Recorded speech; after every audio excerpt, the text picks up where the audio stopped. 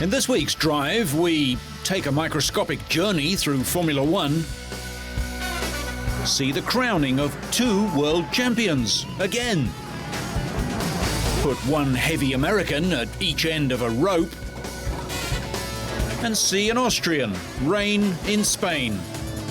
All this and more in this week's Drive.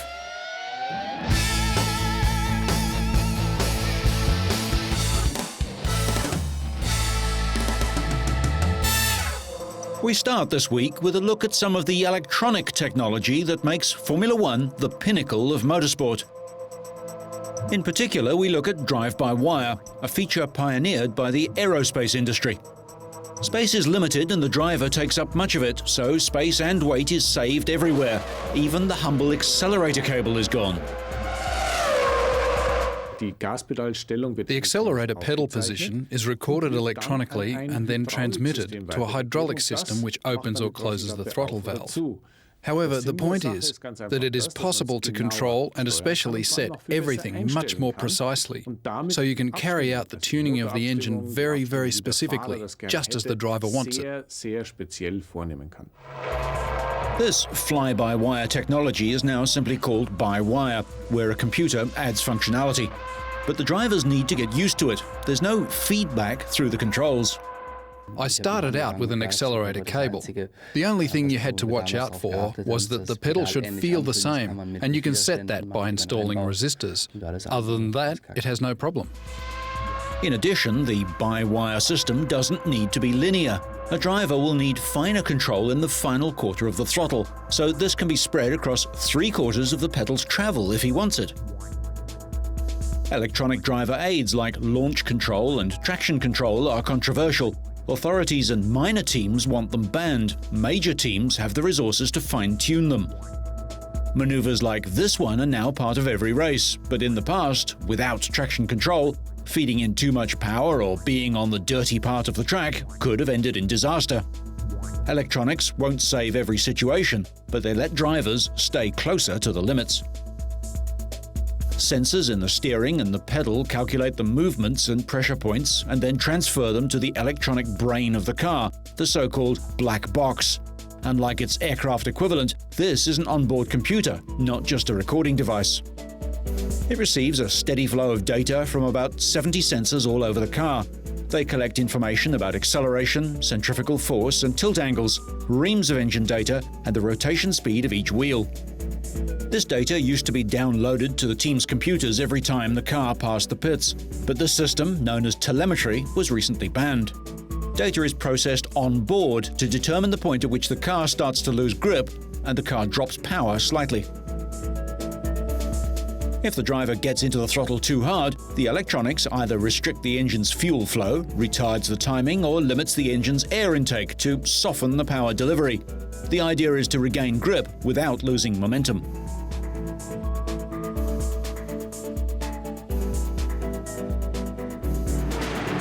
Similar systems, such as driving stability programs like the ESP system on this BMW, help to improve safety on road cars if the car begins to skid. By-wire technology is arriving on increasingly humble road cars.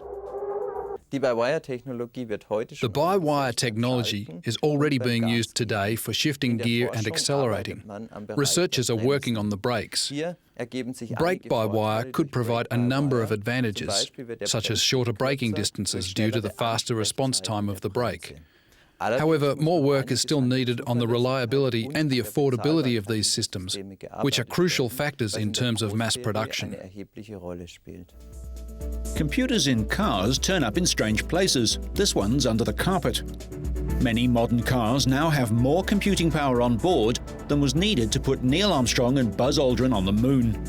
Research into braking by wire would see separate brakes on each wheel with no vulnerable brake hoses. Good for safety and individual wheel control. Curiously, changes in Formula One rules intended to cut cost for teams have seen the banning of a basic safety feature which is standard in virtually every new road car: ABS, or anti-lock brakes. Tim Newton, who heads up the Williams test team, explains why. With Formula One cars, it became quite clever.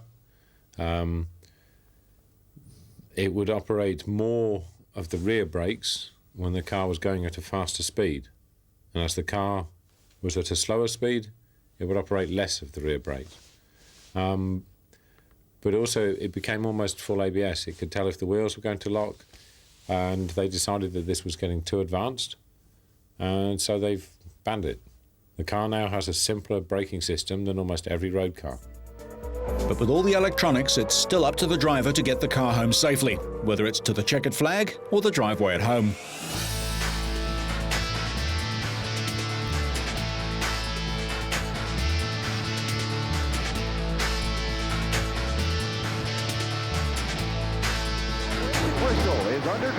NASCAR's latest round was surrounded by on- and off-track animosity. Kurt Busch bumped past Jimmy Spencer for his first career victory 16 months ago, and the feud blew up again last week when Busch tried to run Spencer off the track. Spencer punched him in the face and was suspended. Busch was put on probation. Once the race started, there was plenty of bumping and a record 20 yellow flags. 88 laps in, Rusty Wallace was injured when he crashed with Michael Waltrip and was taken to hospital. Wallace was treated and released later in the evening after a negative CT scan, suffering bruised ribs and a badly bitten tongue. Mark Martin had a competitive car, leading and gambling on pit strategy to win. He stopped for a quick splash of fuel and pulled away with the catch can still on the car. A penalty dropped him back among some less experienced drivers, where Johnny Sauter took him out of the race. And just caught Mark in the right rear as he went by, turned him head on in the... Busch, riding a storm of controversy coming into the race, probably added Sterling Marlin to his growing list of enemies. Marlin was making a bid for his first win of the season and his first ever on his home track when Busch spun him out as he tried to pass him for second place on the 373rd lap. Down into the racetrack, and you're already loose. Get in. I'll tell you what, so far this season... Jeff Gordon, third in the standings, the defending race winner and starting from pole, probably lost any hope of catching points leader Matt Kenseth when he crashed with 50 laps to go. He finished 24th, dropping to 5th in the standings. Kurt Busch kept his head high amid a flood of criticism from his competitors, raucous booing from the fans, and, of course, the chipped tooth and swollen nose that Spencer gave him. Instead, he focused his skills on the job in hand, running away from Kevin Harvick to score his 4th win of the season and 3rd in the last 4 races at Bristol. Busch didn't celebrate with the usual donuts, instead simply driving the number 97 Ford to victory lane, few smiles on his face. If he heard the thundering boos showered on him from the crowd of 160,000, he didn't show it.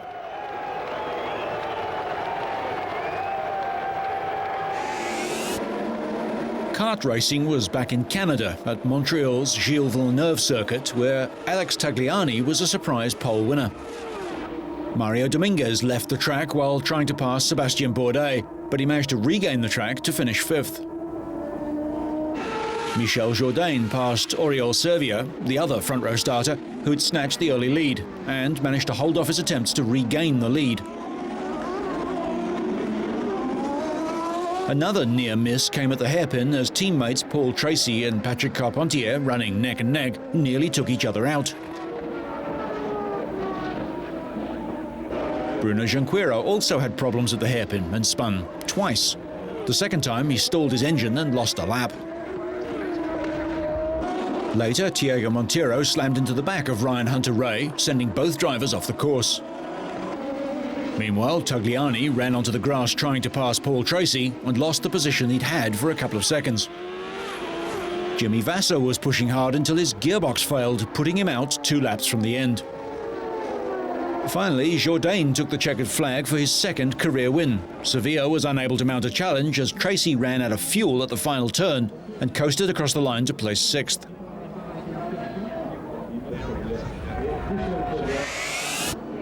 ASCAR standings leader Ben Collins was on the front row for round 7 of the Days of Thunder.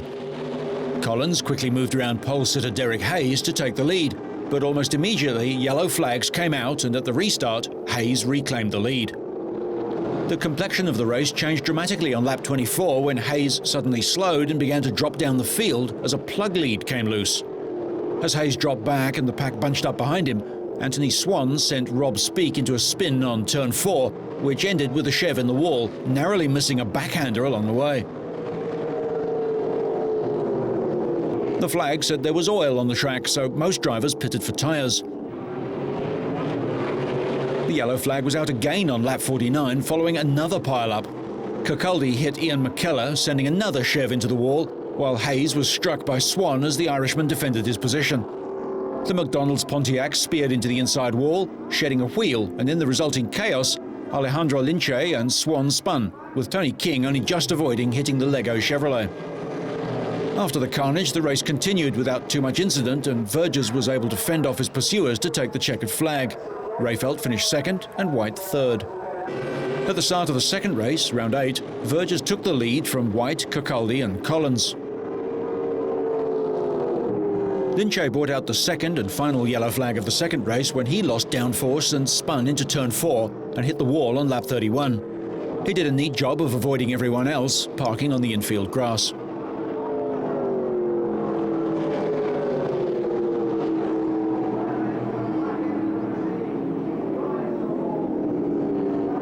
Collins cruised ahead and set the fastest lap on his way to his second win of the season. Behind him, a great battle between Proctor, Rayfelt and Richardson saw them separated by 0.6 of a second at the flag.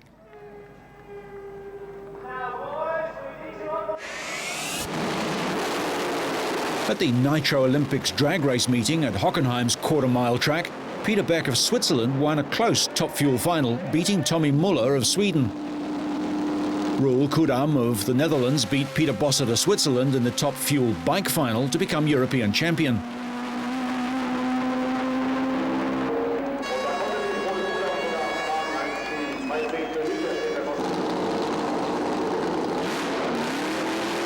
Urs Urbacher won the Top Methanol Funny Car final by default in the relatively relaxed solo run when his opponent, Nicholas Andersson of Sweden, couldn't make it to the start line. He'd already clinched the championship.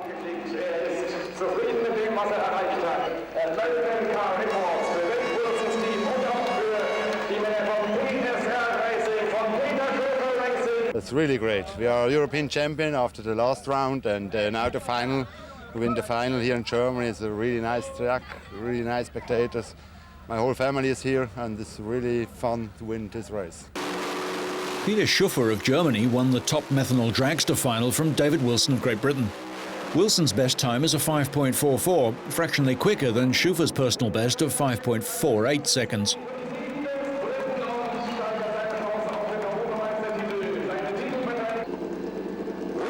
Roger Pettersson of Sweden won the Pro Stock bike final from Anders Larsson of Sweden, who shut his bike down when he anticipated the Christmas tree and plucked a cherry, triggering the red light for a jumped start.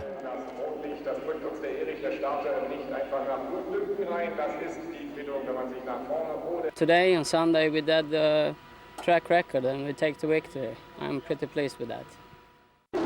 Sweden's Michael Malmgren was a clear winner in the Pro Stock car final from countryman Magnus Hansen, with a leisurely 7.16 second pass at 314 kilometres an hour to claim this year's championship. His quickest pass was 2 years ago, a 6.94 at 320, the European record set in his 500 cubic inch Chev Camaro. Yeah, we done it! Right!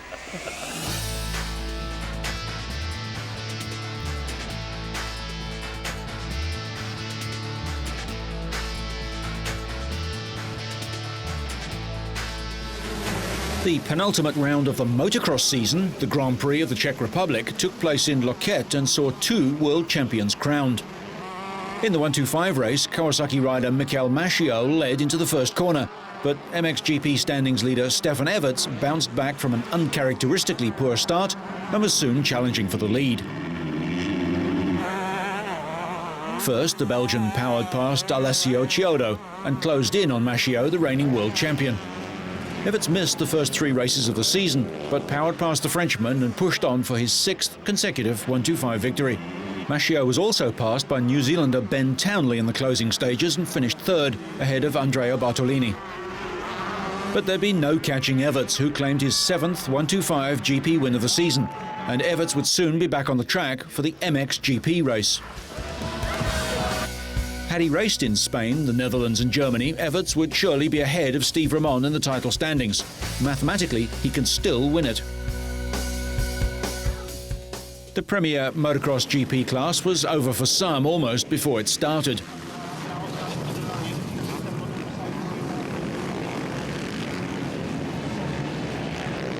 Initially, Frenchman Vincent Turpin led, but it wouldn't last. Pretty soon, the Everts steamroller cruised past and the Yamaha rider claimed his now customary position at the head of the field. Everts faced stiff competition from fellow Belgian Joel Smets, but Smets crashed while landing from a jump and promptly tangled with Gordon Crockard. These rare mistakes from Smets would effectively hand Everts the title. He crossed the line for his 8th consecutive MXGP victory ahead of Monique Beaufoots. It's been a long way to win the 7 titles. Very long way. And I want to dedicate it to my uncle. I wish he would be here, but also thank you very much to the team, to all of my sponsors and also my fans. Smets ended up in a lowly 10th place, handing Everts an unbeatable lead and, as a result, the 2003 MXGP title. This was his 69th career win, his 15th of the year, and it gave him a record 7th World Championship. But Smets would make up for the disappointment of missing out on the MXGP title in the 650cc race. Javier García Vico of Spain moved into the lead after passing Belgian Cedric Malot. Vico has 10 trophies this year, 8 of them for coming second. Honda rider Malot then found Smets closing in on his rear mudguard and relinquished second place moments later. García Vico was Smets' only rival for the 650 title going into the race, but when Smets passed him for first place, the Spaniard's title hopes came to an end. Make that 9 second-place cups for Vico. Smets clinched his 10th victory from the season's 11 races, taking the 650 title in the process. It was the 8th time this year that the KTM duo have scored a podium 1-2. Malot recorded his 7th top 3 result. At 34 years of age, Smets becomes the oldest world champion in motocross history, taking his 5th career title. The last race of the season is the Grand Prix of France. After the nightmare of last Saturday, the organisers of this Saturday's rerun Scandinavian Speedway Grand Prix had to put on a real show. Then, the recently laid track proved too dangerous, with the riders refusing to race after the opening heats. They must have feared the worst when the Ullevi Stadium track in Gothenburg needed a thorough grading this time round after just 2 heats. But despite the odd mishap, this proved to be a much better surface. Denmark's Bjarne Pedersen appeared to be pushing just a little too hard coming into the finish of the 11th heat. Winded, he lay in the mud for a while but suffered no serious injuries. Tony Rickardsson and Nicky Pedersen led coming into the 6th event of the World Championship.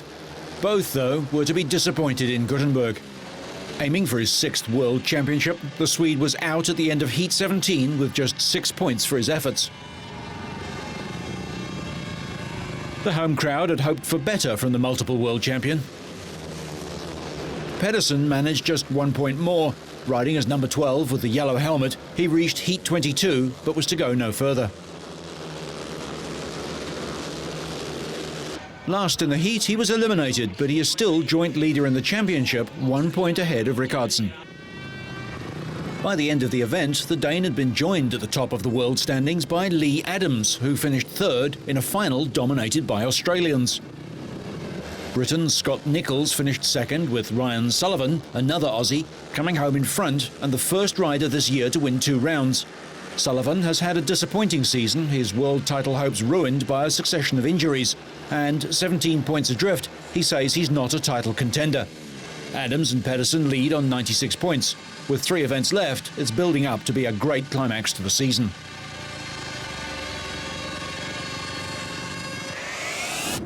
The one-make BMW Boxer Cup round at Barcelona's Catalunya circuit saw last year's winner, Austrian Thomas Hinterreiter, start from pole position in scorching hot weather.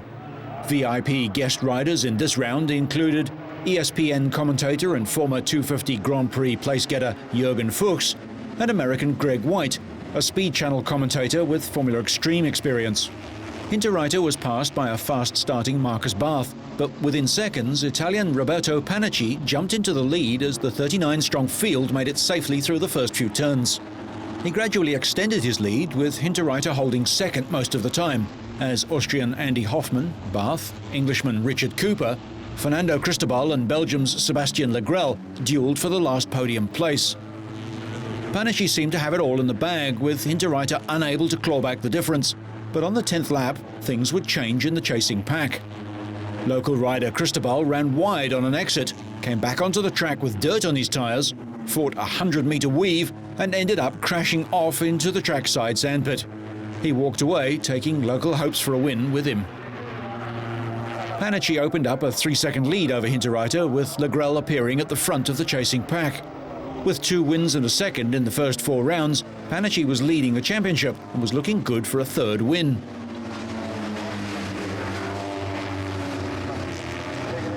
Then, suddenly, Panici was off the track and nearly over the wall, his high-climbing bike giving the marshals a headache.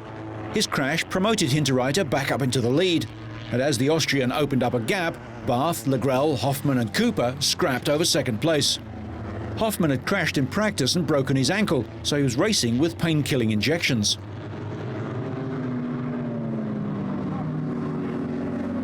It's still up there and it's not coming down. Italian Mauro Pellegrini had a quick trip from the track to the beach, although his bike is going to need more than cosmetic surgery. Hinterreiter wasn't troubled in his run to the line, with the multinational battle for 2nd going on across every metre of the 15 laps. Taking his 2nd win in a row in Spain, Hinterreiter moves up to equal 4th with Marcus Barth in the championship. Legrel was 2nd in the race from Hoffmann, who now leads the title, Barth and Cooper.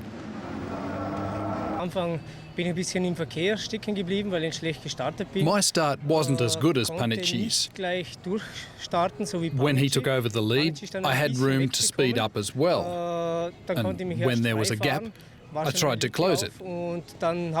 Step by step it worked, until Panici made a mistake and crashed.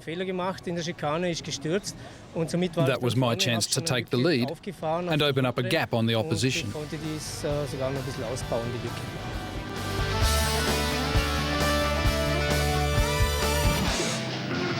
The Rock Crawler Association of America held its first women's rock crawling championship in the rough ground in Utah. The rock crawlers use 4x4 vehicles that have been upgraded to handle the huge boulders, with monster tyres and huge ground clearances.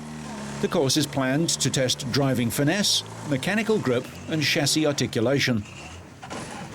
The 13 women competitors, some seasoned veterans and others crawling for the first time, drove carefully to clear the obstacles, getting across with only a little difficulty.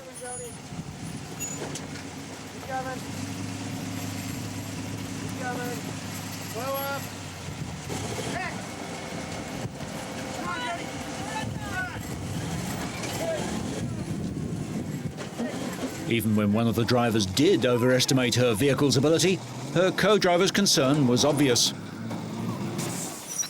All right?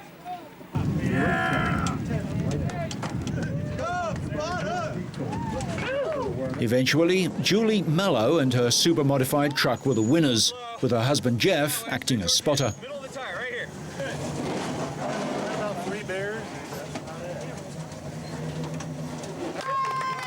Kelly Clifford crawled to 1st place in the modified stock class. So, on the road or off it, so you stay in the know and up to speed, make sure you catch next week's Drive.